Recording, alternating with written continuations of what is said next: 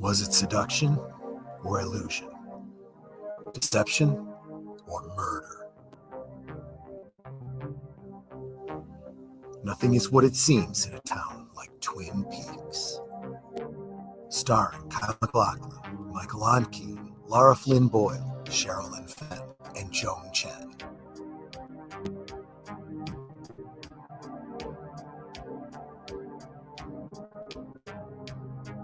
And now you can fall back into the mystery, or begin your search for the first time every Tuesday night with a new episode hosted by a panel of superfans. Watch live for the audio commentary.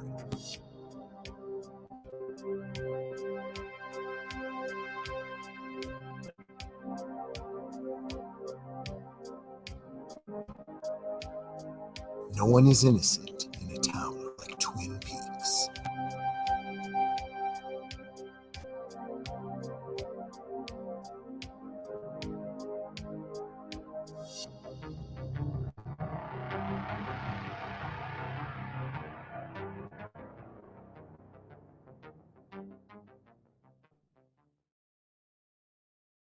National rules in a situation like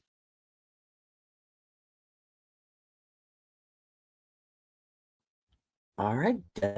Good evening, everyone out there in YouTube land. I am Deleted Scenes, and I would like to welcome you to Live from Sparkwood in 21. This show chronicles the 1990s cult classic Twin Peaks, created by David Lynch and Mark Frost. Joining me on this odyssey are super fans, Last Call Troy Pacelli, Netters Network, and Aged Boomer. So slide into a booth at the Double R Diner and join us for a damn fine cup of coffee and a heavenly slice of cherry pie as we bring you episode 27, The Path to the Black Lodge. That is, if YouTube, Cosme, and my computer will allow us to do so. I'd like to say hello to some folks in the chat who've been waiting patiently for us to get started.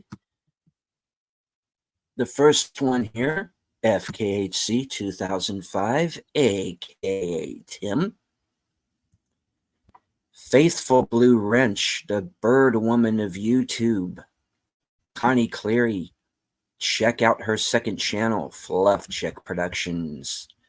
The tired midnight blogger himself, Curtis Shelby. Friend of the channel, JPRPH1. Friend of the channel, Dee Myers Jr. Host of Films with Friends, the creator of the 10-word review, Big Al Presents.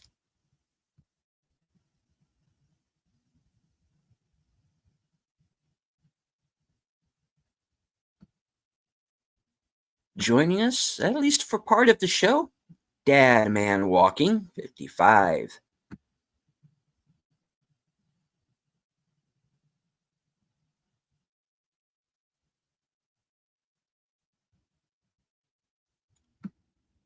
And joining us tonight from Rumble, Samuel Proctor. I'd like to thank everyone joining us tonight on Rumble and Twitter. I can't see you, but I know that you're there. My fellow co-hosts are waiting patiently backstage, so I will bring them on. Last call, Troy Pacelli. hello, hello.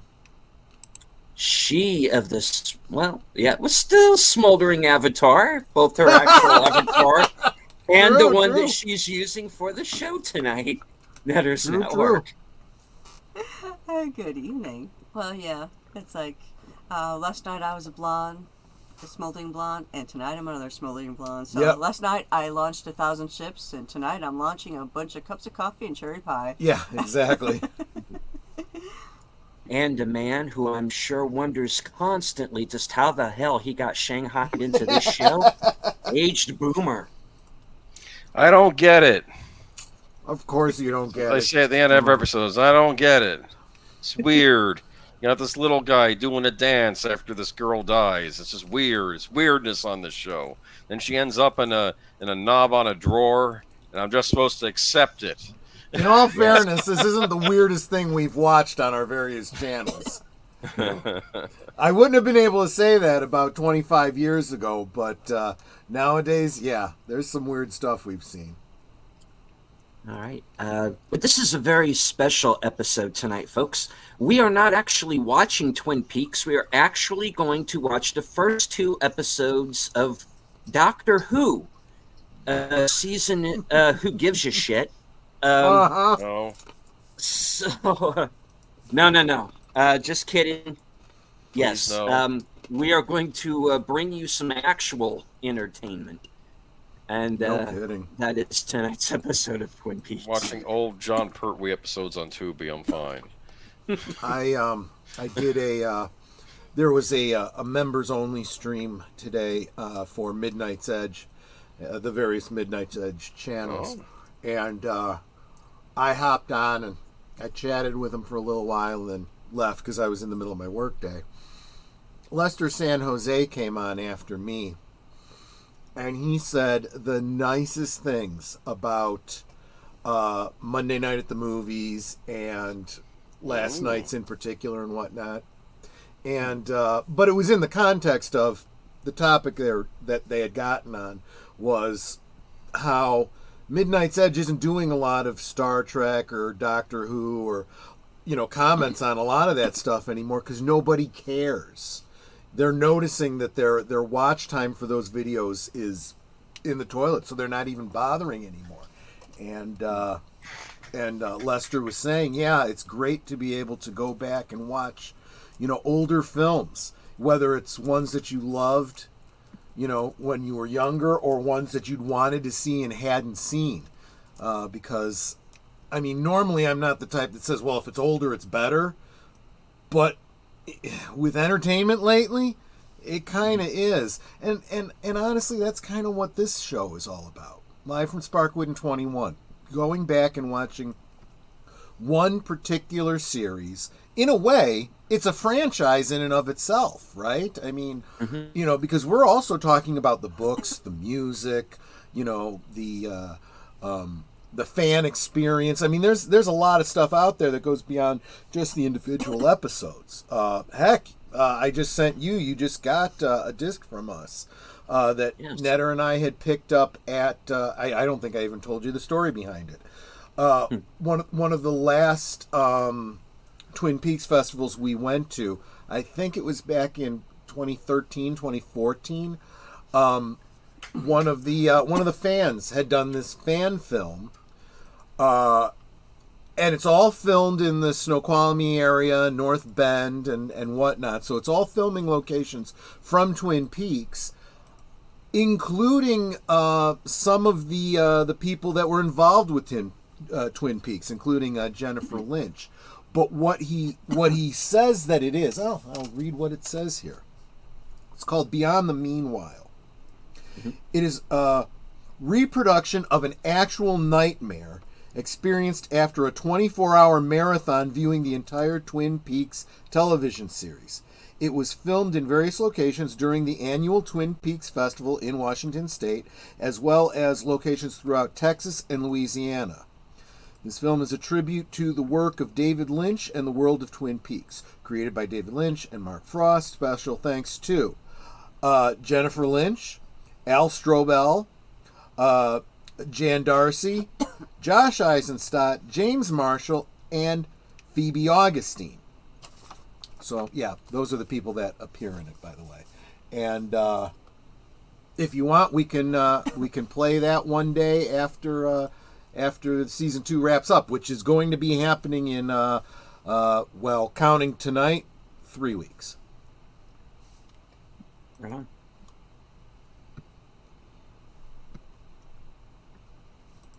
Okay, I'll shut up now. No, it's all good. All right, so that is Beyond the Meanwhile. I have that all right. Okay, so coming soon after we complete season 2. Beyond the Meanwhile. And that's not one you have to wait on, Steven. You can go ahead and watch it. This is not anything like there's any spoilers or anything. No, I didn't think there would be. Yeah. All right. I am being very careful around certain channels and certain broadcasts because I'm curious because it's Twin Peaks and I want to know, but then again I have to hold back because I go, yeah, they could be talking about season 3, even though I do have something. There is a theory that I did have, and when we get to season 3, I'll go deeper into it. I'm pretty sure is on track. So you have the benefit of years of experience with David Lynch's various productions. I think you like myself kind of understand where he's coming from. To the extent that anyone really can, that is, and you're analytical and you're observant, and honestly, I don't think he makes it that difficult to understand. No. There are actual lines within, especially within the span of season 3. Where I think he actually outright explains everything. And we'll talk about that, of course, when we get there. The butler did it? Yes. Yes, actually. Kind of. Yeah. Kind Roy. of. Why aren't you Billy Zane tonight? I like being me and welcoming people to Twin Peaks. All right. It's fine. Well, All you don't right. think he looks like Billy Zane there? I do. I look like Billy Zane more like closer to now, yeah.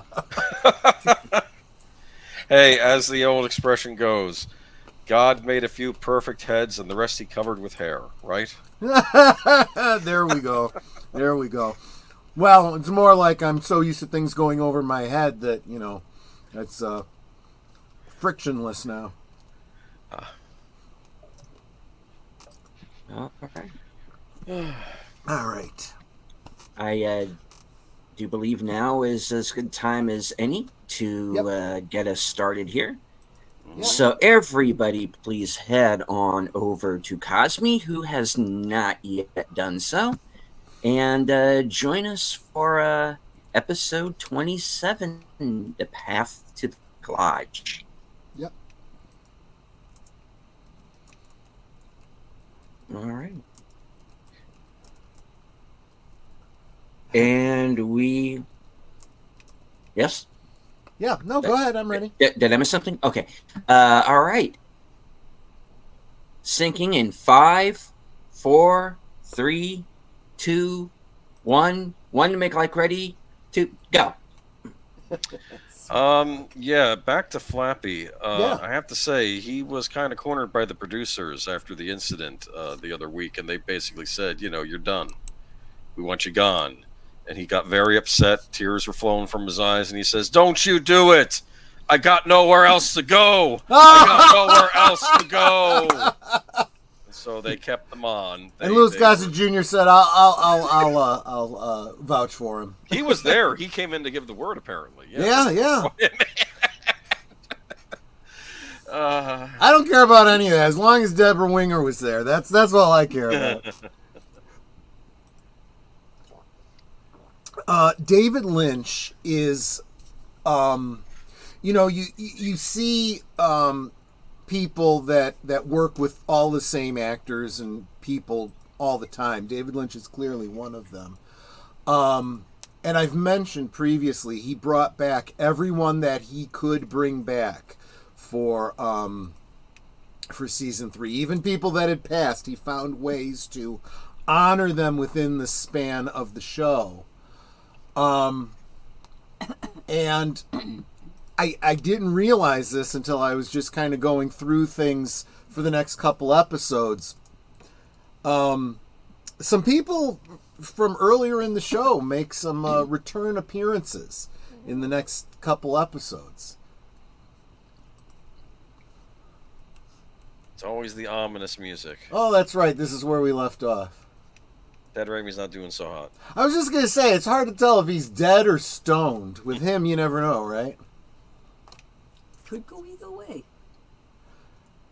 Looks like he's wearing the helmet from Spaceballs. Yep. They're gonna wreck that gazebo. What are they doing here? No, they're taking it down the stairs. Okay. Yeah, not over the edge. But I want to big know how chess the killer piece. got in there to begin with the crate. Oh, no, Leon. Leon could just bring it in there. He's tough, right? Oh, I don't think he's that tough. And I think he's a little shaky, Leo. too, with that head wound. And considering there are like, what, 5-6 people carrying that right now? He probably knew the way the Egyptians built the pyramids. That's the how he used. Oh, okay, he okay, used, yeah. You know, that's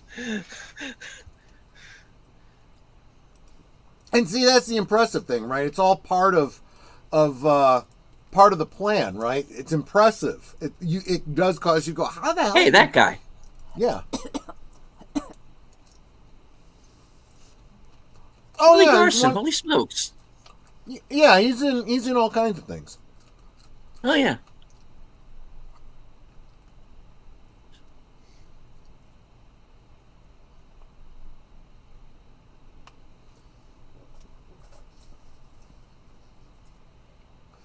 Like Bigfoot.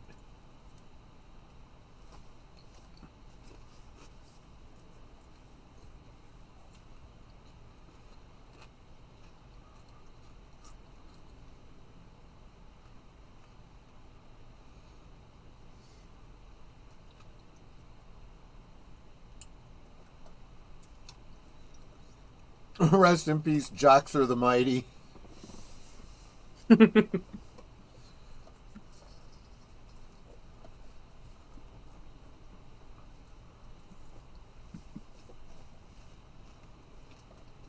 Andy. And he's crying. It's kind of funny because Andy's crying and this kid here is laughing. Yeah, at first I thought it was the kid crying, and then I saw Andy. I'm like, oh, no.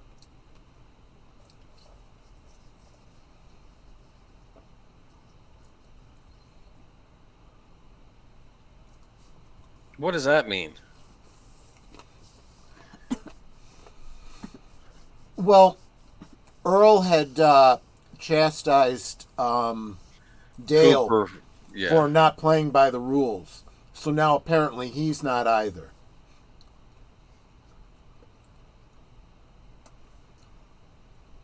But more donuts again. Uh-huh.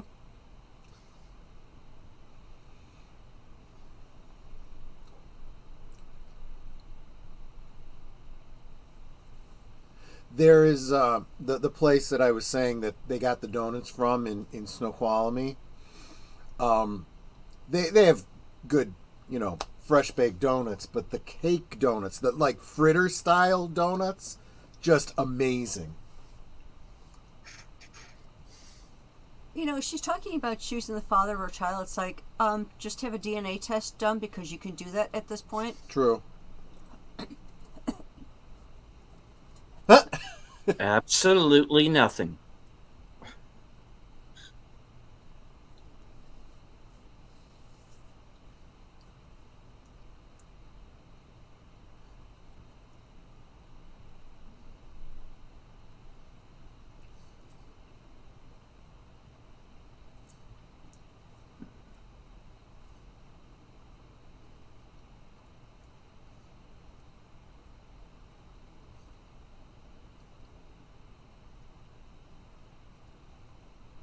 Keith Richards, cockroaches, styrofoam. Yeah, exactly. Oh gosh, maybe in the next season of Fallout we'll get a giant zombie Keith Richards. Funny. Mold never dies either. They used to use styrofoam in video game console boxes. Now they don't anymore, and it was always better for keeping stuff packed.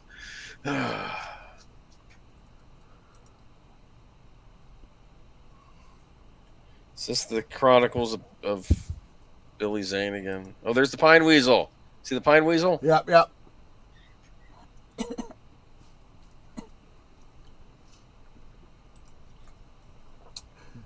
So, his office, that piece of artwork behind him, is in one of the side dining rooms. Oh, that's right. That's the room they used for his office. Never mind. It has the fireplace on the one side and whatnot.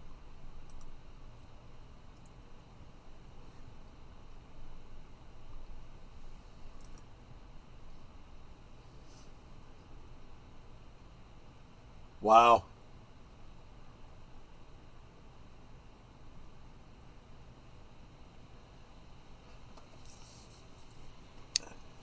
Let sleeping dogs lie. Right? Yep, exactly. Oh, you guys are starting already with the current episode memes.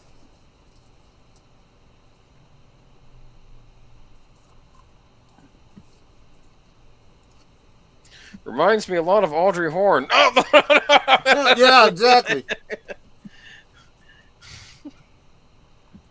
They could almost be sisters. I know. Just oh, man. How old is the doc? Probably in his 70s or so. No. 60s. Probably late 50s, early 60s. Really? That's older to me. They said people looked older back then because they actually went out into the sun. Yeah, So that the could snake be. pooped up all the You time. might be right. He's 69. Okay. Hear that fan He going? still plays. I'm sure if we looked it up on the wiki or something, there's probably a good estimate there. I say there's probably no air conditioning out there, is there? Oh no, wait, that's not the. Where is she? I don't know, where would they have records for stuff like this? She's Well, Oh, this is probably her attic. Yeah. Looking at her birth certificate. And the father's space was blank.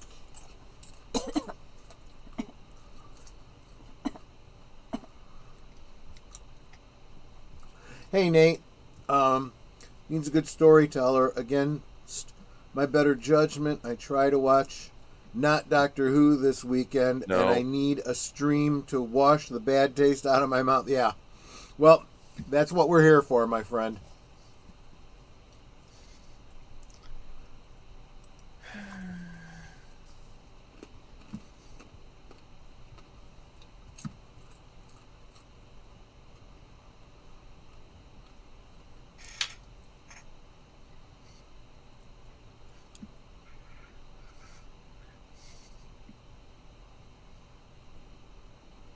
We like Hawk. Yeah, Yes. absolutely. Yeah. I would say on the scales of moral compasses of characters in this show, I'd say he's like right at the top. Yeah, he's like Dale in a way. Yeah, I'd say he's a good head above Dale. yeah. In the morality, levels.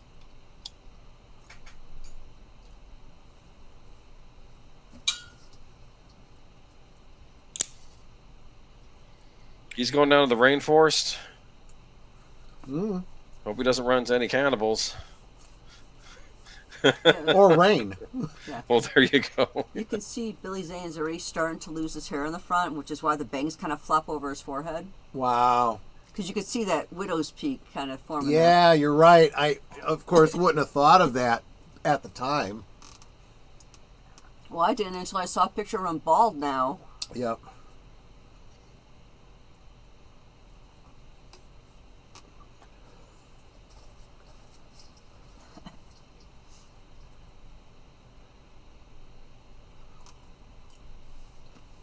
So remind me, does he come back for season 3 or?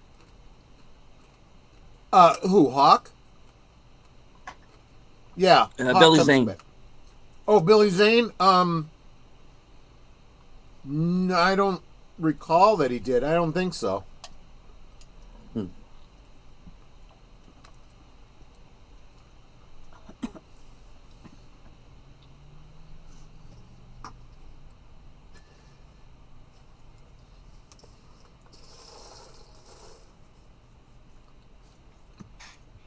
And hello, Orville Nation. Hey, BJ.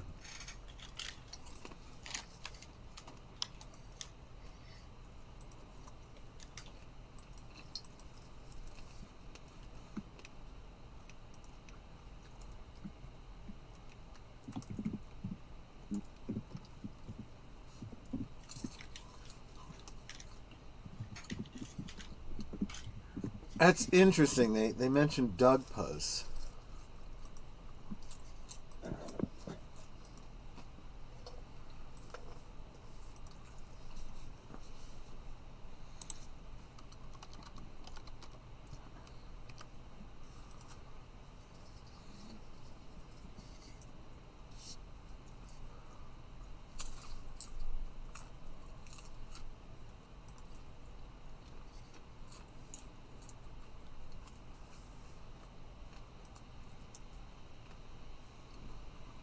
Mm-hmm.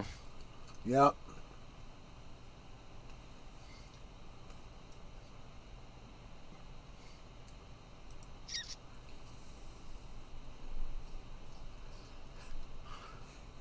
Geez, with you guys, we don't even have to watch the episode. We can just watch the chat for your memes.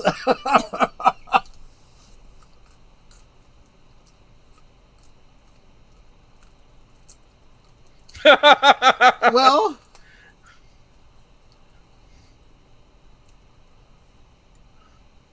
I've never eaten red herring. Can you eat it? I've only ever had it pickled.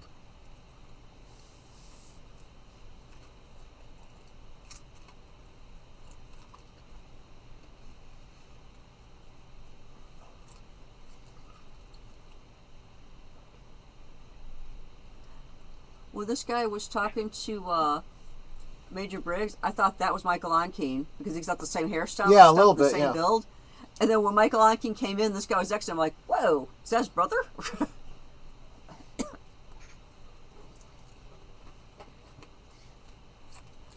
You like that, breadcrumbs? Yeah. Well, and with him walking in the woods, and occasionally disappearing, yeah, you kind of do need to lay down a trail. You know who to eat those breadcrumbs? Flappy. Yeah, Yeah. I know. And we were all telling him, you're eating too much bread. It's not good for you.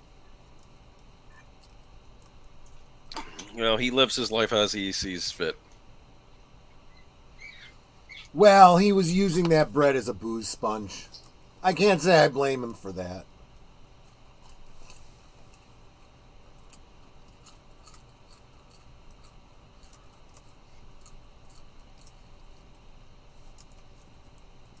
So for those of you that want to do a deep dive on the lore, there is an incredible amount of analysis that fans have done regarding that wall, that etching that they were just showing, the symbols and so forth.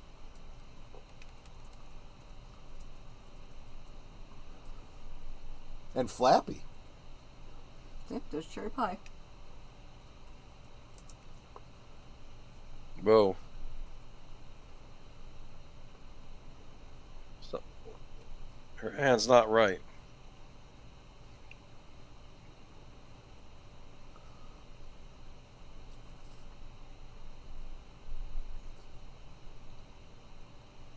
Except for I wouldn't say kick some butt.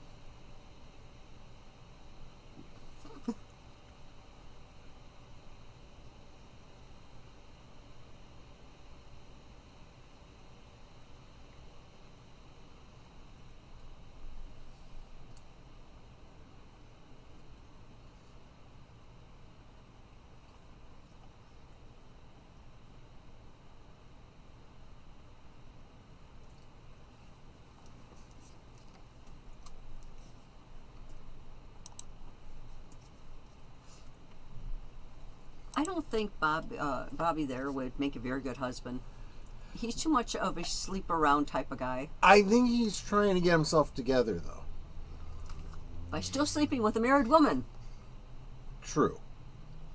You know, And hello, Lee Mist. And also Logical Spock. Welcome, welcome.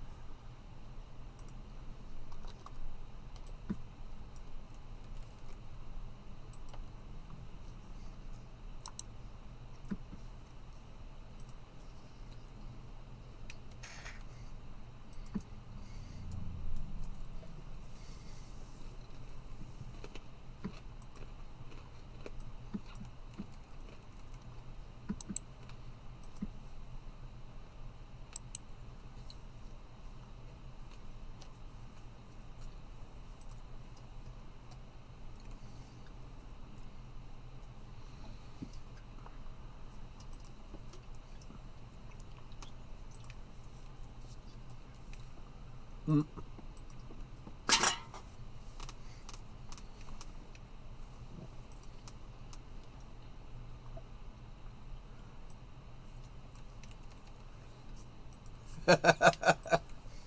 The timing.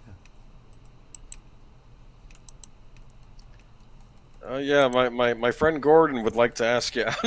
Right, exactly. Okay, do we know why that one woman's hand was shaking like that? Because she appeared to be in pain and it was shaking crazy. I can only speculate. I We don't don't get a remember. definitive answer on that one. There's something wrong with the cherries in the cherry pie. I think it has to do with the coffee. They were cursed.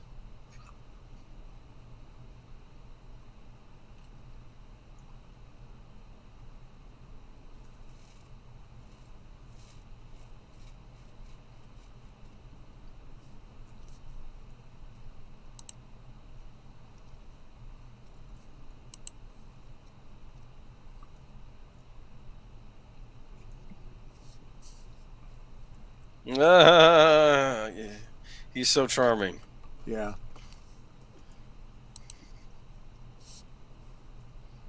What's a gam? Legs. Like,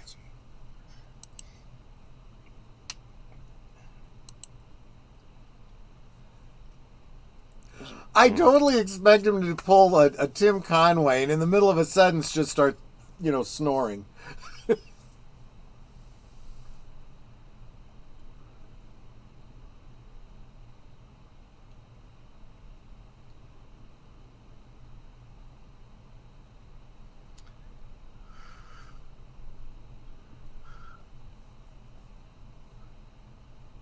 oh, I thought she already married him. Okay, never mind.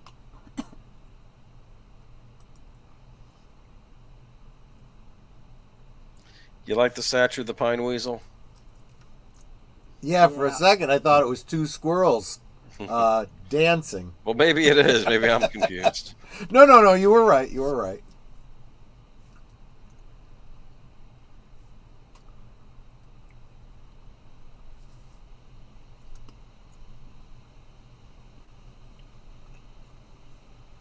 All the time.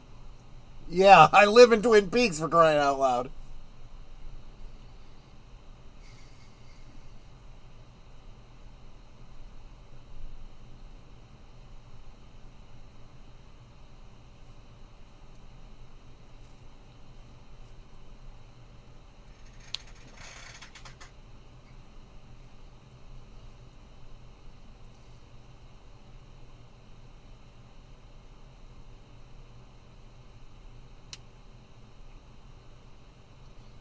The fact that he asked her that specifically, he knew the answer already.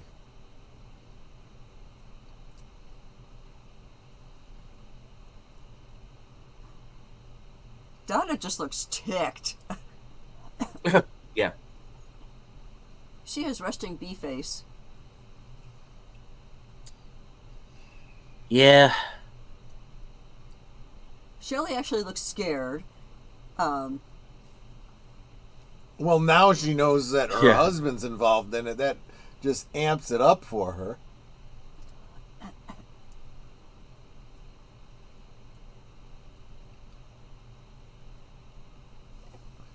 Evil or evil? Evil, yeah, exactly.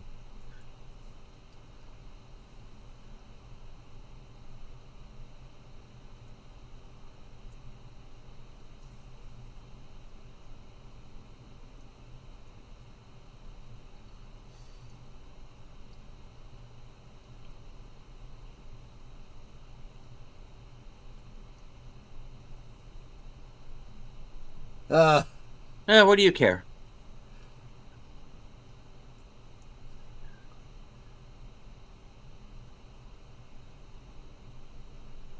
I don't think he's even clued into what's going on around him. Well, he took the taser, right? Yeah.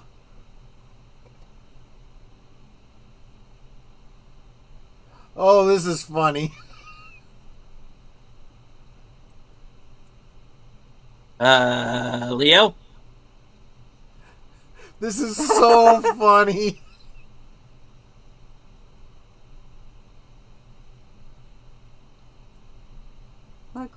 the heck? He does it twice. Because he figures if he pushes the button and gets shot. And third time. 3.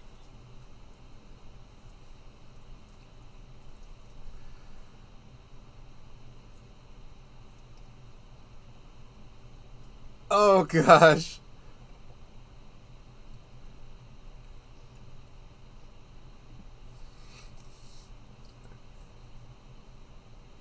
Yeah.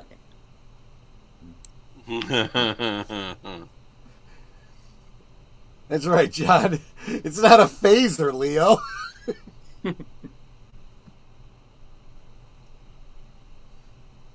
It's amazing how people are able to just carry those 2 small suitcases back in the day, because I never could. And they obviously so light. They don't have anything in them.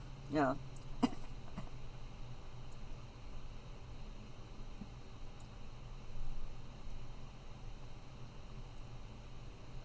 Who's not? That was shocking. Yes.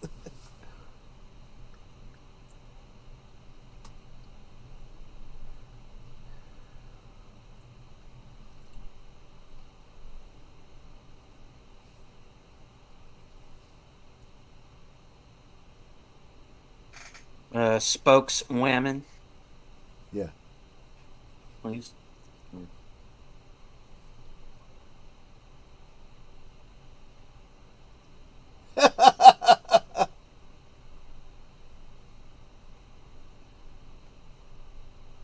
Mm-hmm.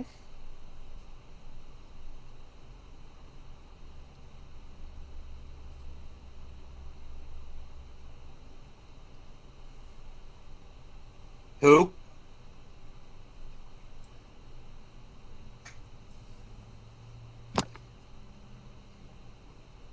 Yeah, Billy Zane. They usually don't ask for characters by their actors' names. No, I was kidding. Okay. Yeah.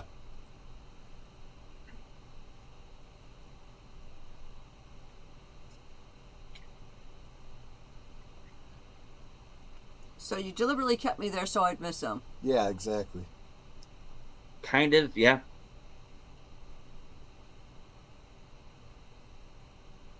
She's up in room 237, Pete.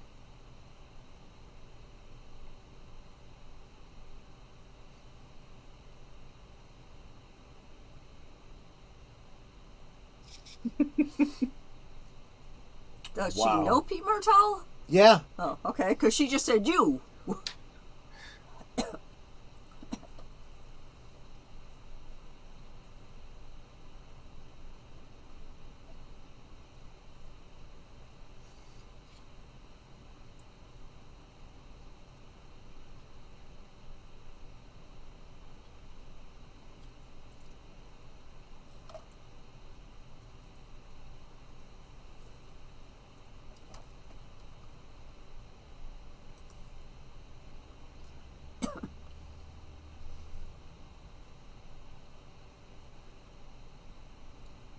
Of course you are.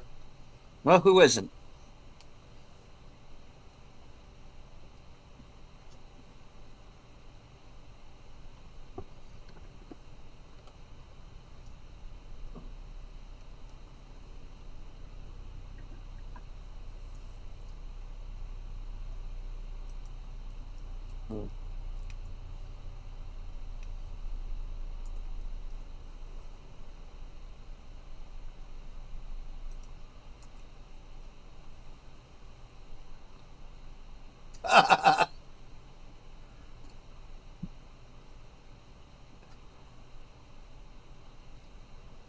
Dankeschön, darling, Dankeschön.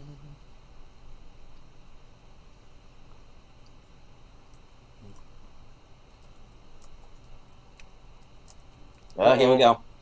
Yep. What was going on here?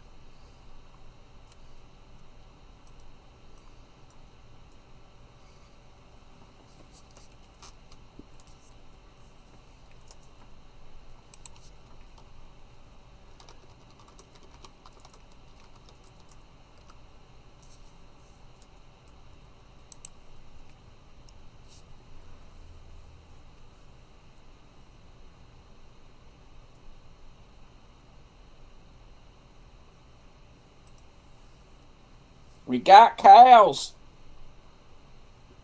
That's unusual.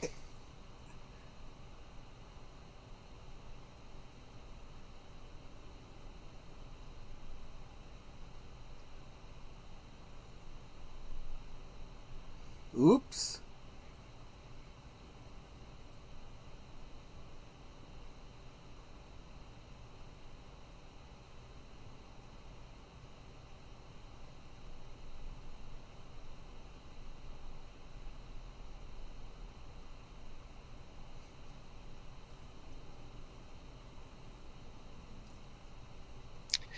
That means that Leo's a horse's you know what, right?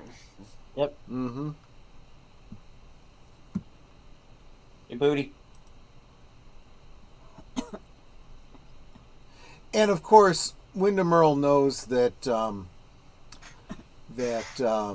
Briggs was involved in the project, the Blue Rose project.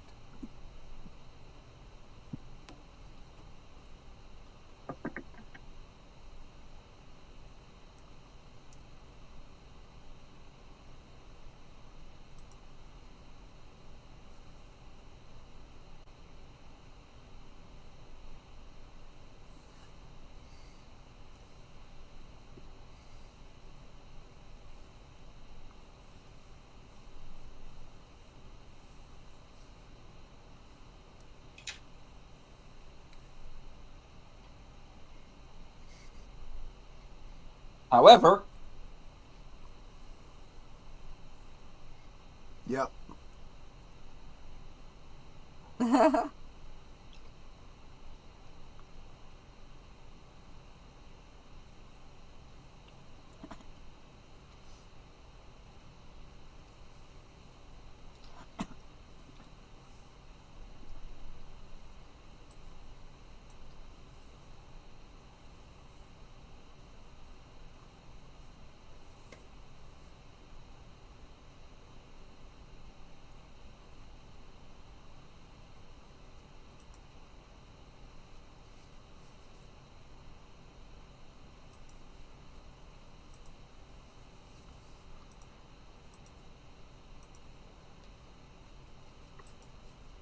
What?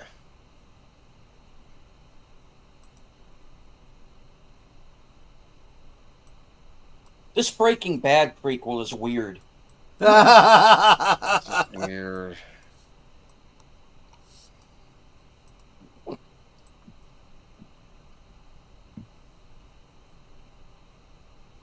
Didn't Norma remove the sorry. What just happened there? Is that an omen? Possibly. Did I do that? I looked out for a second. Did she drop it or just miss the bucket? I'm not sure if she dropped it or knocked it over, but it was indirectly related to them kissing, and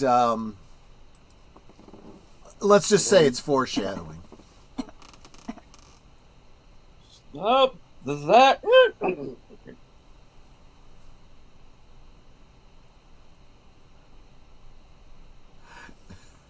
He's like, okay, hold on. Hey. He's like, he's laughing because he's like, you're going to have the FAA on you. Driving out on a runway like that.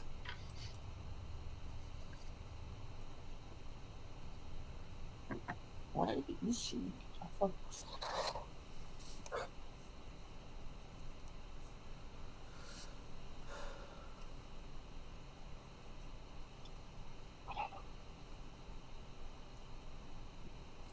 Okay.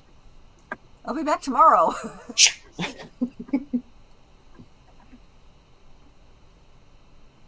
Well, yeah. It's your jet.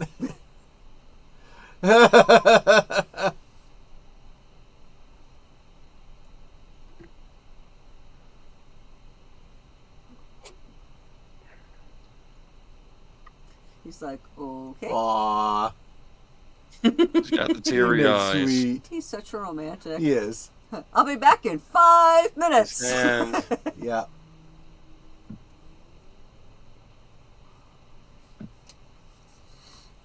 So he showed emotion. His hand started hurting. Possibly. Cooper and what's her name kiss. That was an emotional thing.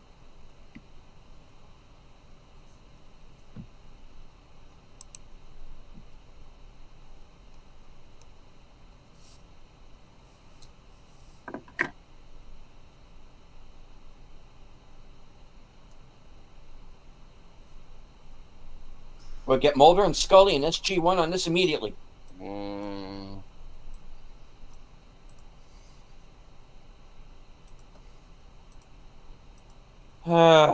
Canadians. North Carolina.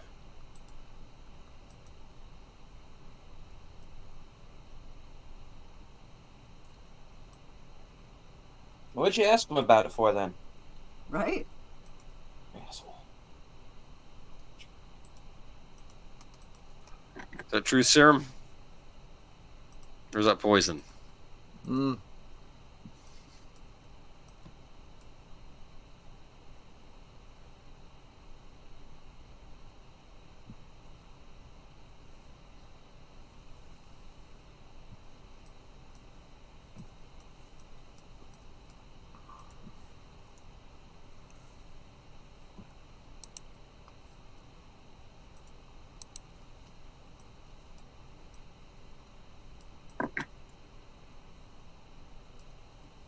Well, I thought it was The World Is Not Enough. That'll be Talk another about that- show. Talk about that Friday.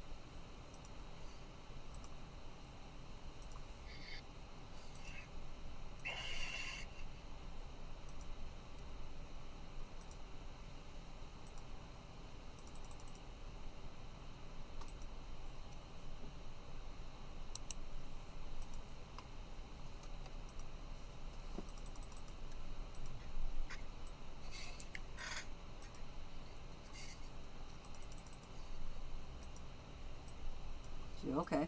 When Jupiter is in line with Mars, 'tis the dawning of the age of Aquarius. Sorry.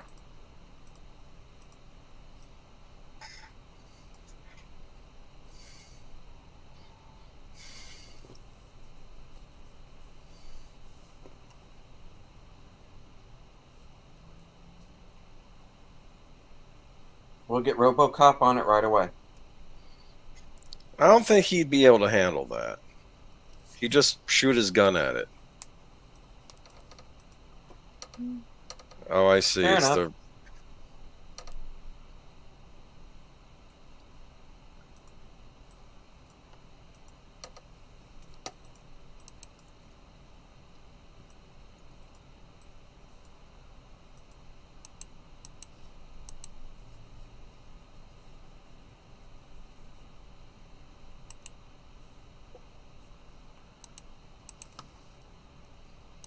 Well, his lawyer was no great shakes either.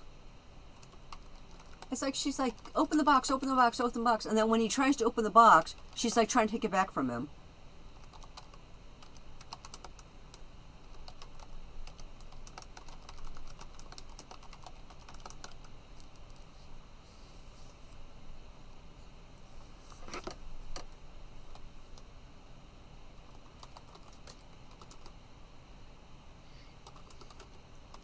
what's in there? Another box. Good night, Tim. What? He's done with the puzzles, and now he's got another box. It's unobtainium. Good night, FKH. Unobtainium. FKHC 2005. That was a little on the nose. Yeah. Unobtainium, James Cameron. A little on the nose.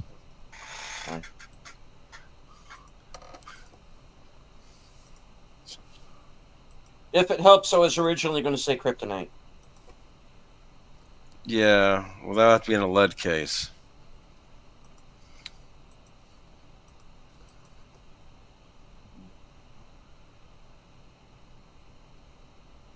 Well, if you received one of those boxes, you're being led somewhere.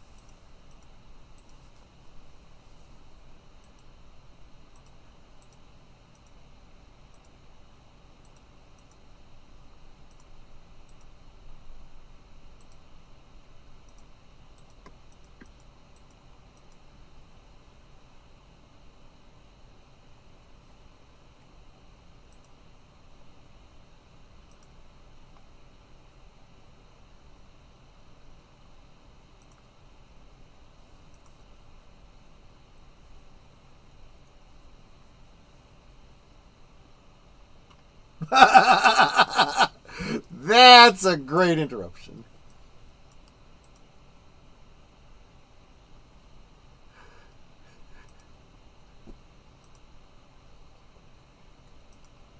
Boy. Yeah.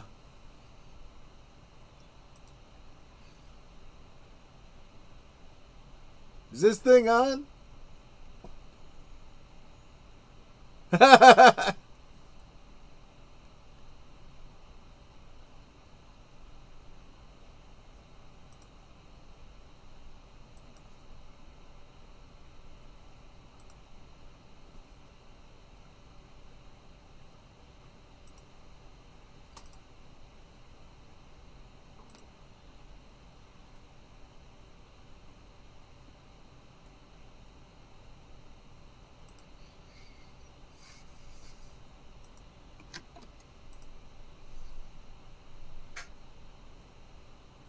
Okay, socking her into John, saying Pop Goes to Weasel is out. Yeah, exactly. Ow. Consarn it, Dougie! Okay, how did the microphone get up again? The guy lowered it. He was probably screwing with He it. probably moved it. Yeah, see? Yeah, it's moving.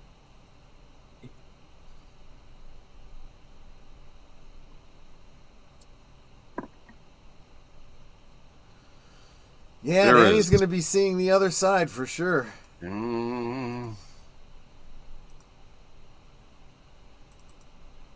What's going on here? No! No!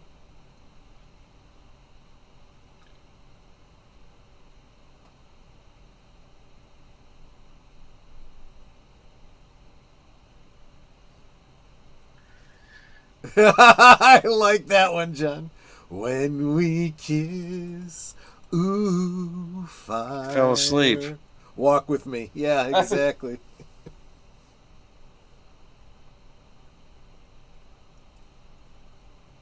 Well, the jet's still there. What gets me is he waited for her. No, he's gone. Because he's a gentleman. I know.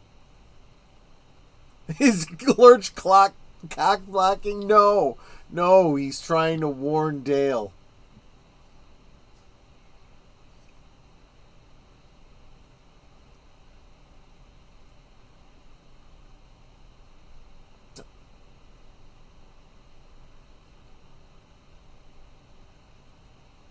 Yeah, but did you do it?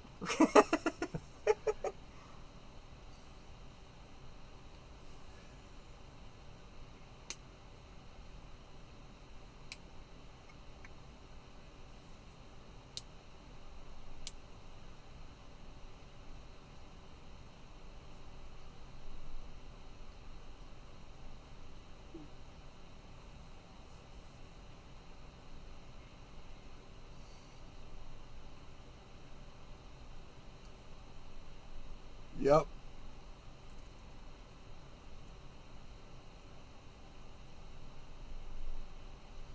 He's not wrong.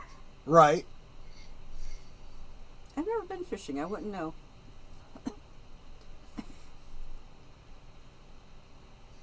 He is just a nice guy, you know? Yeah. He's Meanwhile- not. Yeah, exactly.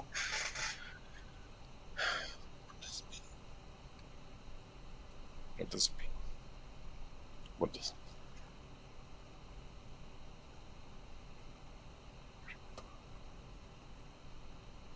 Okay, what the heck is wrong with Leo? We've been asking that since he was first introduced in the show. Netter, you got to get Troy to take you fishing. We've never gone. Have we ever gone? Well, No, I've never been fishing in my life. did we not do any fishing when we were out on the lake with the kois? No, I got sun poisoning Yeah. and seasick. Yeah, you did. That's true. Oh, look out.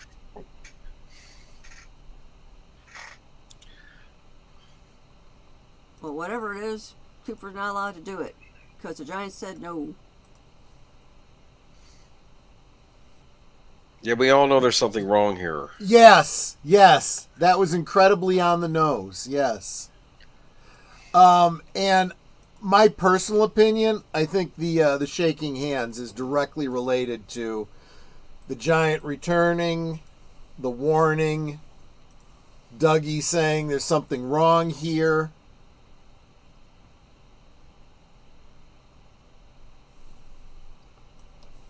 You know, the ominous music. Everybody Dark losing your trees. Jedi powers. Right, exactly. And I spoke too fast. I dramatically wanted to end now. Right hand coming out of the Black Lodge.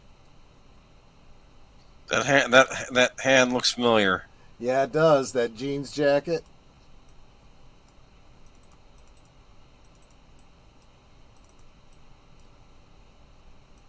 Bye-bye.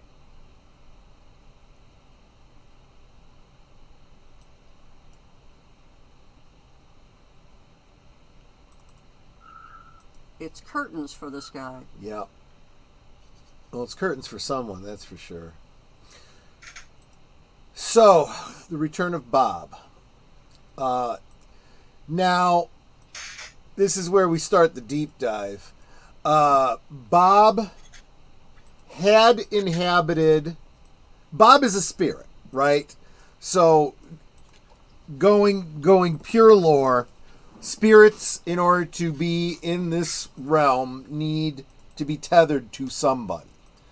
Every denizen of the Black Lodge has some real world analog. Now, Bob's tether was Leland. And he was trying to move from Leland to Laura. Laura was willing to sacrifice herself to prevent that from happening. When Leland died, and Laura was already dead, Bob became untethered. He returned to the Black Lodge. Now he's remerging. The most common fan theory for the handshaking, it's two-part. First, when you see... How is it Dale put it? You know, when two events occur regarding the same subject of inquiry, one must, pay careful attention. What do all the people have in common that had right hands shaken? Well, they're coffee drinkers. They had just been drinking coffee. That's one thing.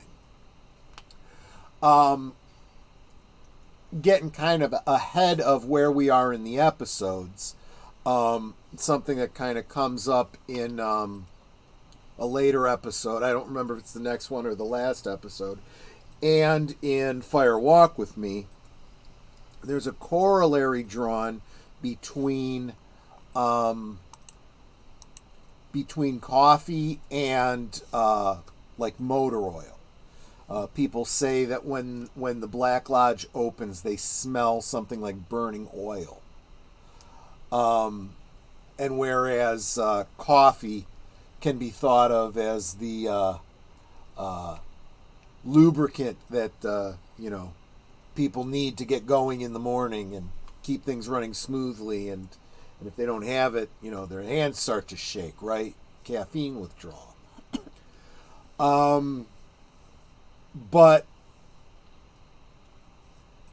I think some red herrings, although it's worth mentioning, is the fact that in Fire Walk with Me, both Laura and Teresa Banks talk about their left hands going numb, which most people associate with the ring that is featured in Fire Walk with Me. Again, left hand, symbolism of left hand being evil, right hand being good. It's on your left shoulder that the devil sits. It's on the right shoulder that God sits. But it's the right hand that's shaking, and it's the right hand that appears from the Black Lodge. People have also tried to make the connection. Again, this is a little bit spoilery for Fire Walk with Me, but we've previously done a Fire Walk with Me watch party together. The one-armed man is missing his left arm, and the little dancing man from another place reveals himself to be the arm. In other words, he is the arm that was cut off from Mike, the other Black Lodge denizen. But again, we're talking about left arms, not right hands, so maybe not connected. But I'm throwing these things out in case, just in case they jog anything for you. My personal theory is that Bob, the shaking hands was an indicator that Bob was returning. Bob is looking for a new tether. He needs one in order to stay in this realm. We don't know who that woman was in the diner. We haven't seen her before. I'm not sure that we see her again.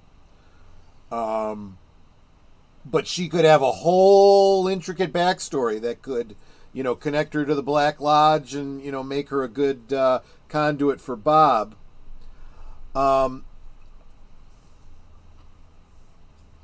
Pete could be interesting, right? Consider his connection to Josie and the sawmill, maybe. And boy, Dale. Right?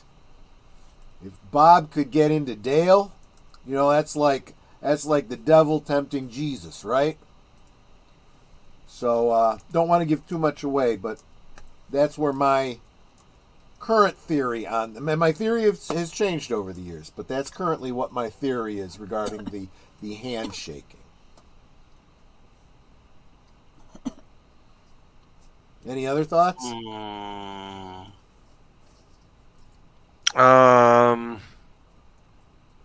Rainforest. See, I just figure Rainforest is somewhere far away that he goes to and we don't see him again. I told you he's going to get eaten by cannibals. Could be. I don't know. I'm trying to think what else. We had the major being tortured or interrogated, I should say. Yep.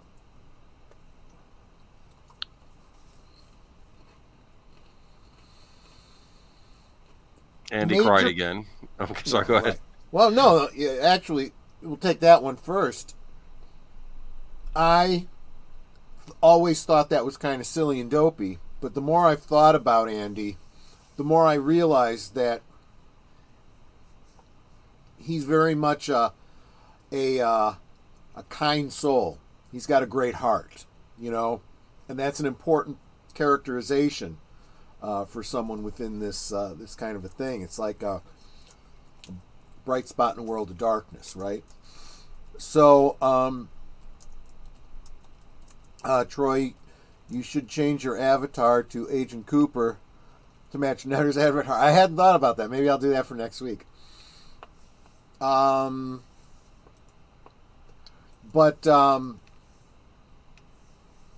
I forgot what the other thing was he said before Andy. Rainforest. Oh, The well- interrogation of yeah. Not Major Briggs. Major Briggs has a much bigger role, I think, than I ever realized going through the first two seasons. I don't think this is a spoiler because it doesn't really give anything away, but the final dossier is mostly written by Major Briggs. So we do get more insight into that Project Blue Rose and all the stuff that he was talking about in the episode today. You know, looking into space, looking into the woods at Twin Peaks, and so forth. The Black Lodge, the White Lodge, all of that kind of stuff. The disappearances. Because you know that the government is involved in this mystical kind of research, has been for a very, very long time. And he is basically one of the agents of the government, you know, involved in that. He knows more about it than... He actually, at this point, I think, knows more about it than Agent Cooper does. But he is more of a counterbalance to Wyndham Earle than Dale is. Dale is kind of like the Moby Dick to Wyndham Earle, whereas Major Briggs is kind of Earl's mirror reflection. And again, these are all my interpretations. Take them or leave them. I might be wrong. I might be right, you know, but, you know, I think that it helps for us to share our ideas because it helps us come to a higher understanding of these things. Welcome, Maria, with Tea and Telly. I'll tell you, Maria, you should really be hanging out with us more on Tuesdays. A lot of the lore in Twin Peaks, they take directly from Buddhism. They specifically... refer to the Dungpas and whatnot, the mystical elements of Buddhism. So I think you would have some really great insights into this lore. So what about Ben Horn, huh? His story is continuing. We also got some great peeks into Twin Peaks, even into his past. Seeing those pictures of him from about 20 years earlier with the mustache. Mm-hmm.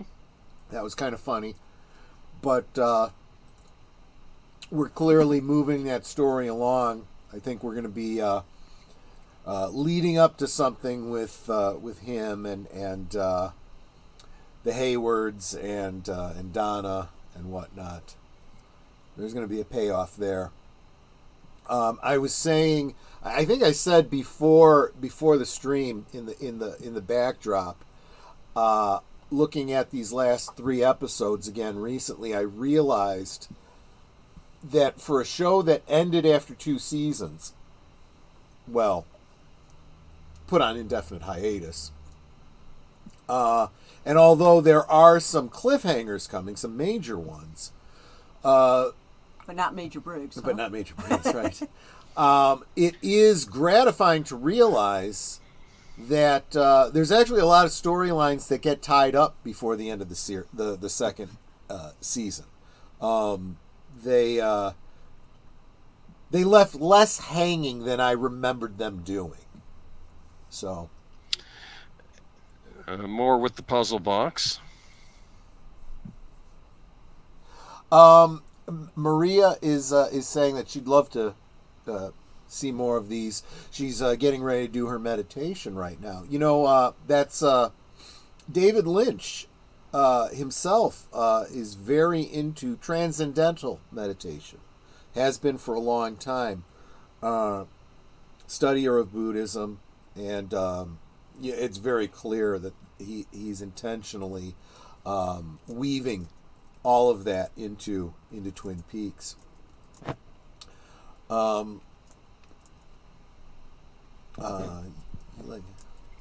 Okay, you're talking to Curtis there. Okay, sorry. So I'm sorry, Boomer. What were you saying? Oh, I was just gonna say the puzzle box. We finally gets opened again. Well, Right. with the rolling pin. Yeah. But now, what's the cylinder that's inside? Because Yeah. that looks like a puzzle as well. Yeah.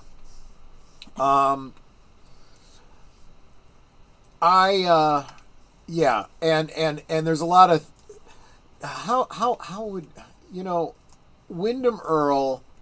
I think we kind of know he's on a little bit of a revenge trip with Dale, and he's playing games with him, literally and figuratively. All of this is theatrics on his part, right? But we know he was obsessive about the Black Lodge, both from the scenes we've seen with him and Leo. Leo becomes the conduit for Wyndham Earl to monologue, right? So we can get his inner story, right? What he's thinking. But also seeing those tapes, those record tapes of recordings of Wyndham Earl and what he had found and whatnot. You realize he's obsessed with the Black Lodge. How to get into the Black Lodge. He wants to get into the Black Lodge. He thinks that it's a conduit to some kind of power for him. He wants to... he's playing with things he doesn't fully understand. He probably understands more than most, but... yeah. I mean, he's going to become an example of a little information is dangerous, and you can be ignorant and you can be stupid, but don't be both at the same time. And I think you're going to find out that's the case with Wyndham Earl.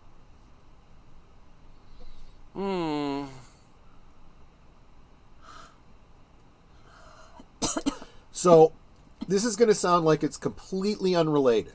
I'm going to share a little bit of a story. Think of it as a parable. It's not directly related to Twin Peaks, but I'm getting at a dramatic theme here.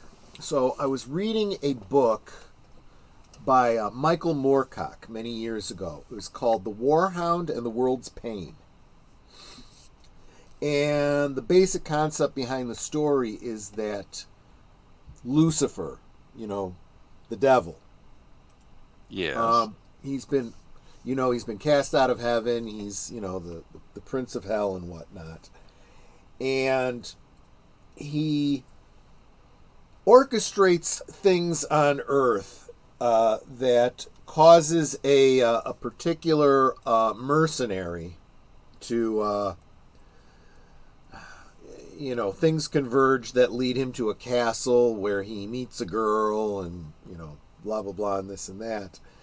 And it all leads to him meeting the devil.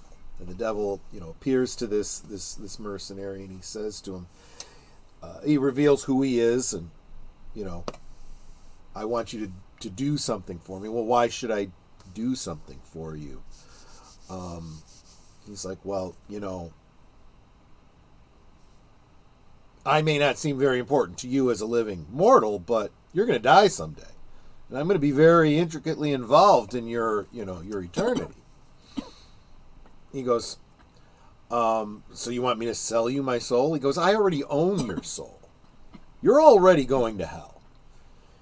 And although I can't make sure that you get into heaven, I can promise you that when you die, you won't go to hell.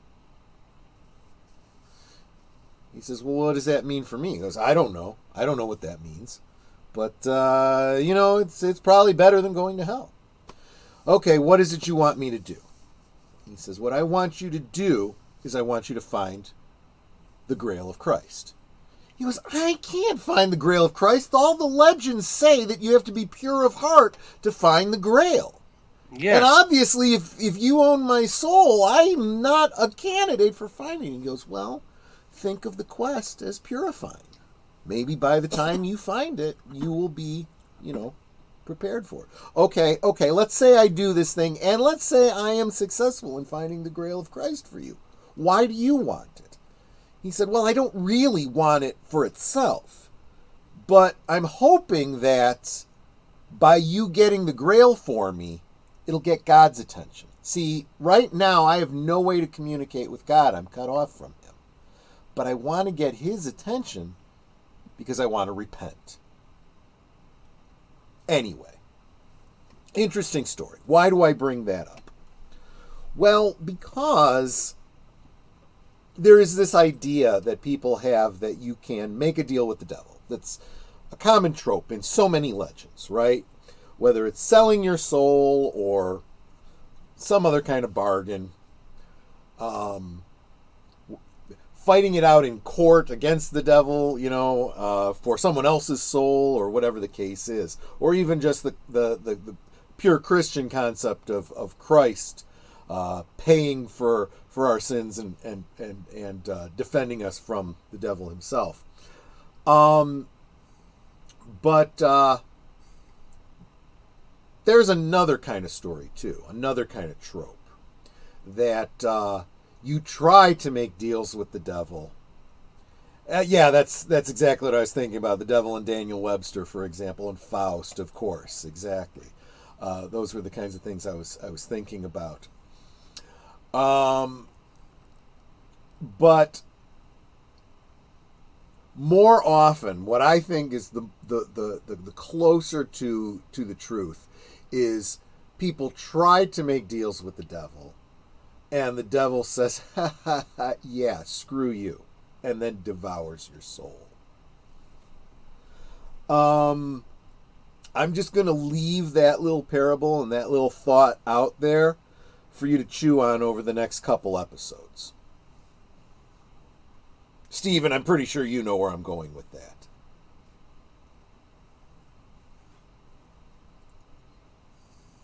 Did we lose deleted scenes? He's muted. Snapple. Okay. Oh, okay. Sorry, folks. Well, that was dramatic right. silence. Yes. All right. Thank you. There's going to be much to consider over the next couple of episodes, and of course, I'm sure much more when we get to season 3. All right. And see, apparently Curtis knew exactly what I was talking about. I did not know this was part of a bigger series. I only ever read that one book. Completely not even knowing that it was part of a bigger thing.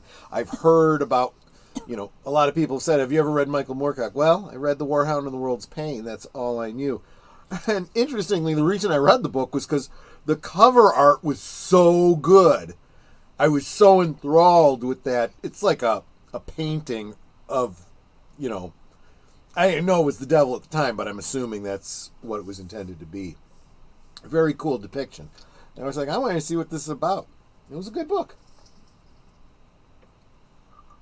He's 84 now, the author. Michael Moorcock? Yes. Yeah. Yeah, good. Good on him.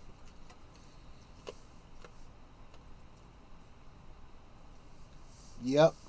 So that's all I got. I think I gave us a lot of lore to think about. I'd like to think so. I'm bucking for a raise here. Yeah. I'll give you a raise. You can have my paycheck next week. Okay. Of course, it's all already spent, so.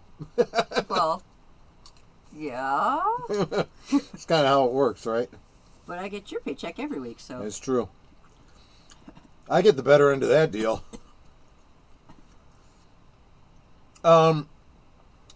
Actually, Stephen, John brings up a great question. We should probably talk about that. I was going to actually bring it up in the backdrop, but as long as it's coming up in the chat, are we doing Fire Walk with Me next, or one of the books?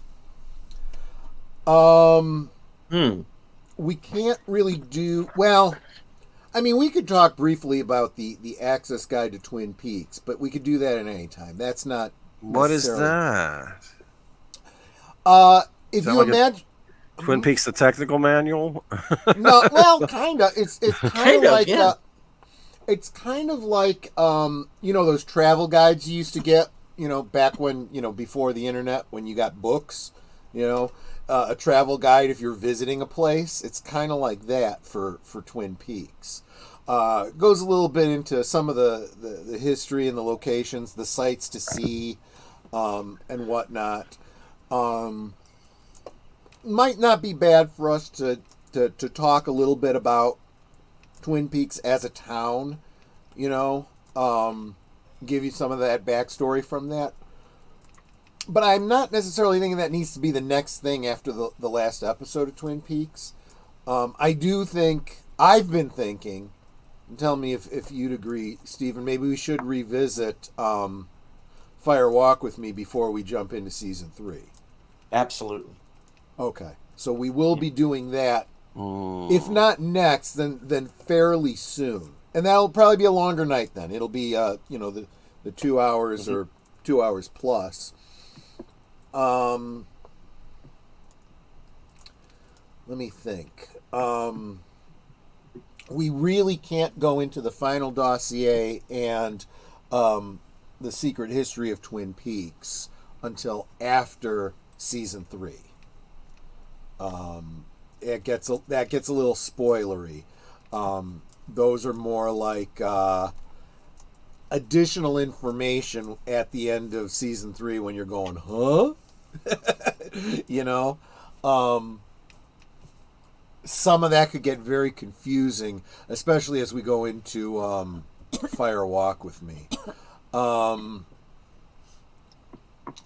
me think. What else? Nate is asking, did Fire Walk with Me come out before season 3? Yes. Yes. In fact, it came out immediately after season 2. Almost immediately after. Yeah. But it is a prequel. So one of the things we had talked about is we had considered the possibility of doing Fire Walk with Me first. But I think what we decided was we'll watch it in like release order. Kind of the way we originally experienced it. In other words, like if we were going to do Star Wars, we'd do Star Wars Empire Jedi and then do the prequels rather than doing them in chronological order, for anyone that's, experiencing it for the first time. John says, I would like Fire Walk with Me. If not next, then soon. I always mix details of that movie with the events of seasons 1 and early 2. Yes, I understand why you would do that. So yeah, it'll probably be pretty close to next. I do think that we will. And this would be my suggestion. Of course, it's up to Stephen because it's your stream. But I was thinking after the last episode, rather than jumping right into Fire Walk with Me, we take a week, maybe 2, but at least a week to kind of look at some other material, right? We'll look at Beyond the Meanwhile. That'll be very brief. And then I will share with you guys the documentary on Flappy, the biopic about Flappy. Oh, okay. That'll be interesting.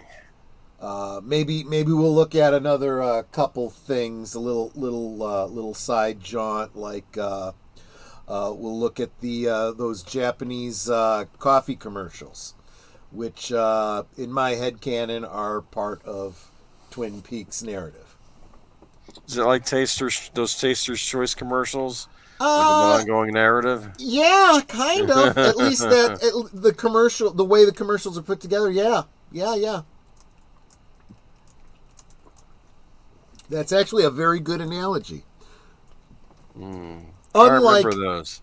unlike the Taster's Choice commercials, you actually get a resolution at the end. You know, that narrative kind of, wraps up by the end of them. You never get that with Anthony Stewart Head and whatever the girl's name was. I don't remember. Yeah, did you remember that? That was Giles from Buffy. Before Buffy. Yeah. And then it's like, we'll always have Taster's Choice. Wasn't that always a thing in the commercials? Yes. Like, yes. Yeah. It's like instead of we'll always have Paris, right? I don't know. Japan does have some good individual wrapped flavors coffees. Yeah. And if you guys really want to, the commercials are out there on YouTube. It's for Georgia Coffee. You just look up Georgia Coffee Twin Peaks, and you'll find it easily enough.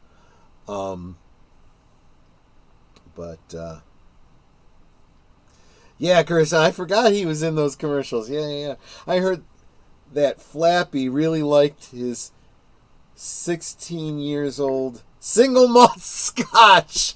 Oh, yeah. Oh, he did like to drink. That is true. That contract for his employment, I think. He was difficult to work with. He really, really was. That's because he's the best. Well, that goes without saying. Yeah, exactly. But there you go. Him and Peter Sellers, right? Right, exactly. Anyway. All right. Well, let's go ahead and start wrapping it up. All right. Ladies first. Netter, what do you have coming up? Oh, let's see. On Thursday, over on Thursday Things, my special guest will be Obnoxious and Anonymous. So I'm looking forward to talking to him about Twin Peaks, about their upcoming movie, and their fundraiser. And then let's see, Saturday is a Big L night, if I recall correctly. Yep. Called Fire and Ice. Fire and Ice. I was going to say Ice and Fire, so I was close. And of course, I'll be guest hosting on that, as well as guest hosting on Last Call with Troy Pichelli. That's it for me for this week. Yep. All right. Boomer. This week I'll be on Last Call with Troy Pichelli and a special guest. And then Sunday we got Geeky Geezers, where we're going to talk about fun stuff. Lots of fun stuff. Actually, we'll do a retrospective on Roger Corman, too, so that'll be fun. Mm-hmm. Troy? Yep. As he alluded, we are going to be talking... and Storyman Jack, real quick. Storyman Jack lurking and working. Welcome, my friend. I will be hosting a very special Last Call. Really, because Boomer's been after me to do this. After we did that Indiana Jones retrospective, he wanted to do a James Bond retrospective. So I was just waiting on our returning subject matter expert, Michael French of Retro Blasting. He'll be joining us on Friday for martinis and talking about James Bond. And yes, as Netter had mentioned, Saturday on Big Al's channel, we will be watching the Ralph Bakshi classic, or at least cult classic, Fire and Ice. And then, that Geeky Geezers thing, and, all the stuff that Deleted Scenes is going to be talking about now. All right, yes, and I am going to be back tomorrow night at 7 p.m. along with Jedi Bill for the Season 1 finale of Fallout. I'll be joining him again Thursday at 4:30 for Action Theater. Tomorrow, Thursday's movie will be The Great Escape. Then, of course, later on that night, after Thursday things, will be the weekend update. Where I'm going to be letting everybody know what I'm going to be doing for the rest of the week. So stay tuned for that. Yep. All right. I would also like to take the time out to thank everyone who joined us on Twitter and Rumble. I can't see you, but I know that you're there. And I would also like to say hello, of course, to everyone who joined us here live into Chatting on Cosme today. FKHC 2005, Connie Cleary, Curtis Selby, JPRPH1, Dee Dee Myers Jr., Big Al Presents, Dadman Walking 55, Nate was here, Orville Nation, Putin's Cat, Maria Wittiantelli, and Storyman Jack.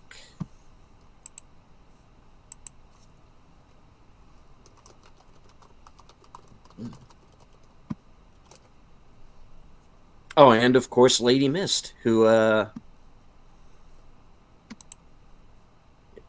Emoji Queen. Okay. Any last words before we close out the show? Well, I can do my outro. Yep.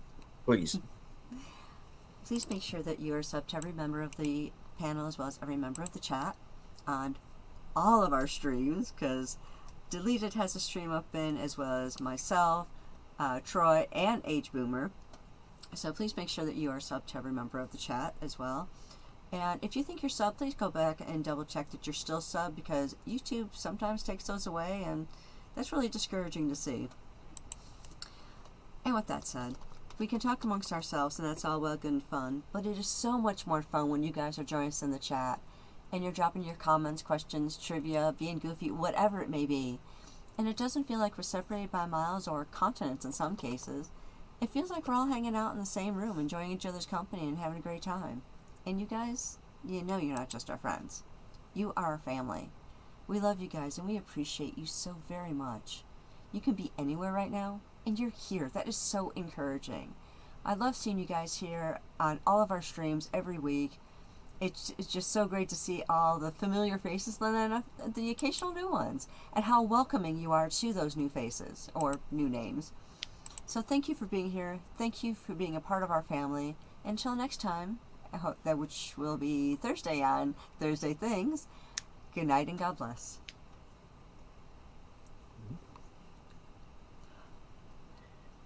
And don't forget to join us right back here next week, same bat time, same bat channel, for episode 28 of Twin Peaks. From HQ in all points north, south, east, west, and beyond, good night, take care, stay strong, because this is how we win.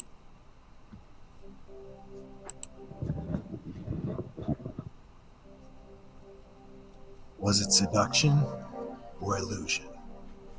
Deception or murder? Nothing is what it seems in a town like Twin Peaks. Starring Kyle MacLachlan, Michael Onkeen, Laura Flynn Boyle, Sherilyn Fenn, and Joan Chen.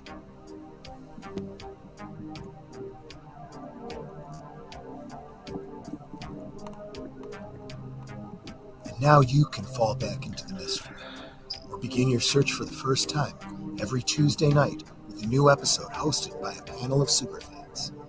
Watch live for the audio commentary.